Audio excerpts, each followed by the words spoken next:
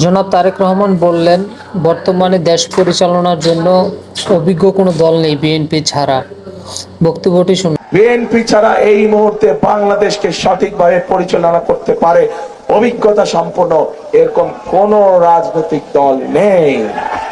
লক্ষ লক্ষ মানুষ যে আজ এখানে একত্রিত হয়েছেন, আজ আপনাদের সামনে দাঁড়িয়ে আমি হয়তো প্রতিপক্ষ সম্পর্কে অনেক কথা বলতে পারতাম, আপনারাও হয়তো জোরে জোরে হাততালি দিতেন, কিন্তু তাতে কি আপনাদের কোনো লাভ হতো?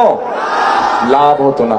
বাংলাদেশের মানুষ এখন জানতে চায়, বাংলাদেশের মানুষ এখন দেখতে চায় যে কোন রাজনৈতিক দল কি পরিকল্পনা গ্রহণ করবে দেশ এবং জনগণের জন্য, যাতে জনগণ এবং দেশ আগামীতে সামনের দিকে এগিয়ে যেতে পারে। আমরা আপনাদের সামনে পরিকল্পনা দিয়েছি প্রিয় ভাই বোনেরা, বিএনপি আপনাদের সামনে পরিকল্পনা দিয়েছে এবং এই মুহূর্তে বিএনপি একমাত্র রাজনৈতিক দল যেই দলের অভিজ্ঞতা আছে কিভাবে দেশকে সুন্দরভাবে সামনের দিকে পরিচালিত করতে হয়।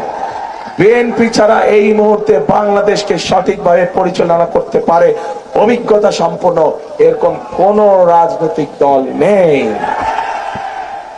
কাজেই প্রিয় ভাই বোনেরা, মানুষ তার উপরেই ভরসা করে যার অভিজ্ঞতা আছে, মানুষ তার উপরে ভরসা করে যার উপরে ভরসা করা যেতে পারে, মানুষ তার উপরে ভরসা করে যে মানুষকে বিপদের সময় ফেলে রেখে চলে যায়নি।